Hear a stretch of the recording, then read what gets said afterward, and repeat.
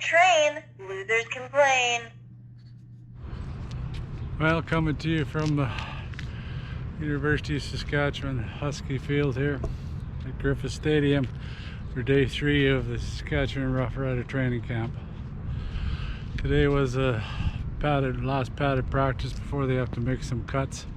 I think they have to be down to 85 players. I think that's really unfair, really, because they've only really basically had 6 days of having a look at these guys, and they already cut. You can thank the CFL for their crazy rules for that one. But it was a much more intense day because of the pads on and the possibility to be sent home packing. Today there was a lot more players. You could tell who's going to be playing with who. Well, of course that's my thinking, who's going to be playing with who, but they had basically the guys I think that are going to be starting on your offensive line. One really bad mishap today was the guy I really liked, number 60 Tucker. He was playing the left side there instead of Cooper Richardson, and that guy every morning was one of the first guys out to train and everything, and I just felt so sorry for him. They actually limped off and they had to take him to the cart. That's really too bad. He's a big fella, and hope he's all right and can recover. It was his left knee, but one can only hope. We just can't afford to lose any of them left tackles or right tackles. That's where we're in desperate need of some help.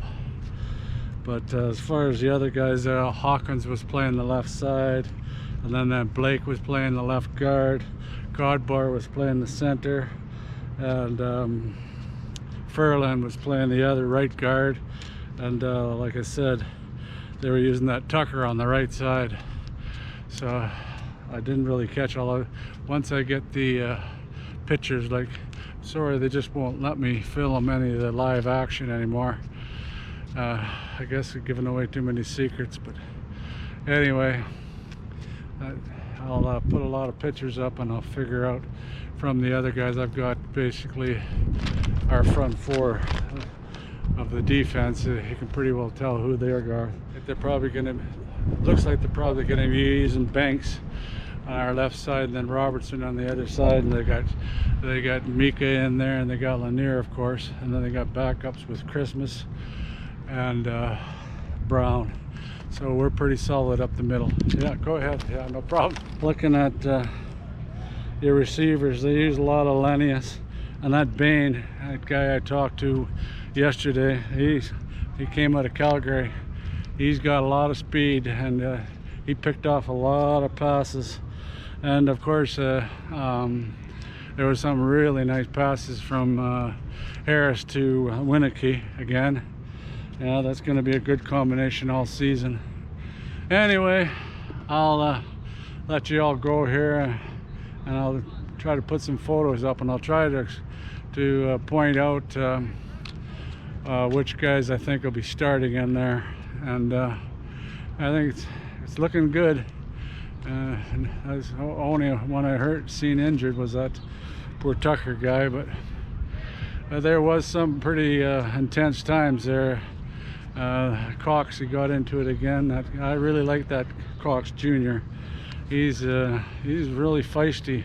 I think they might keep him as long as he can keep some cool head. And you can either be, there's a point where being a rowdy and being overzealous and the time to let your feelings go and go to the sidelines. But he's a little bit rambunctious. We'll see if he makes the cut, but I like him myself. I really prefer players like that. He has the Merino in him, I call it.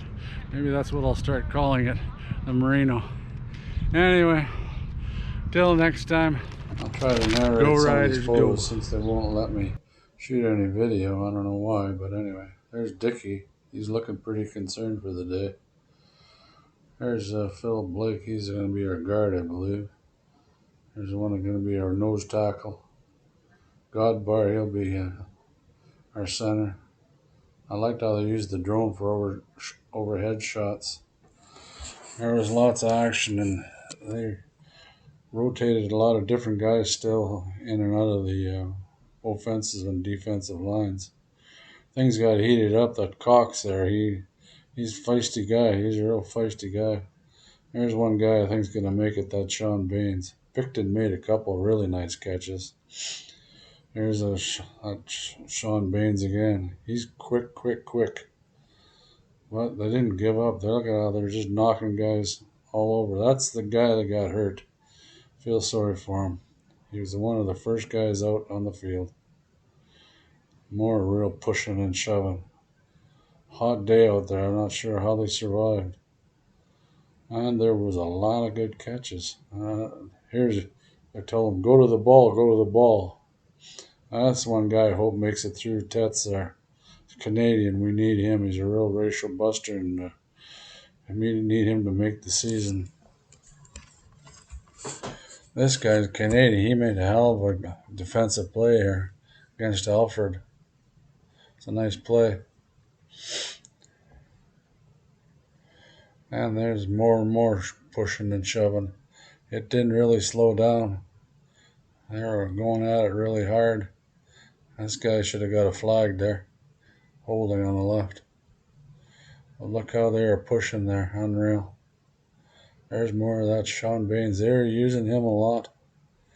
There's Harris barking out the signals, and here's the play. This guy here, he is that Jake Hirschlow. He was involved in a lot of nice catches. And even yesterday, he had a lot of nice catches. There's Dickey on his special teams. There's that Hirschlow again. He picks this one off really nice. This guy here is Canadian. He might be your starting safety or a DB. There's the man of the hour, Anthony Lanier. I think he'll be our star. There's the majority of our defensive line. There was a lot more people out there today. Hope to see more. There's going to be another padded practice tomorrow. There they are on the ice tubs. Anyway, go Riders, go.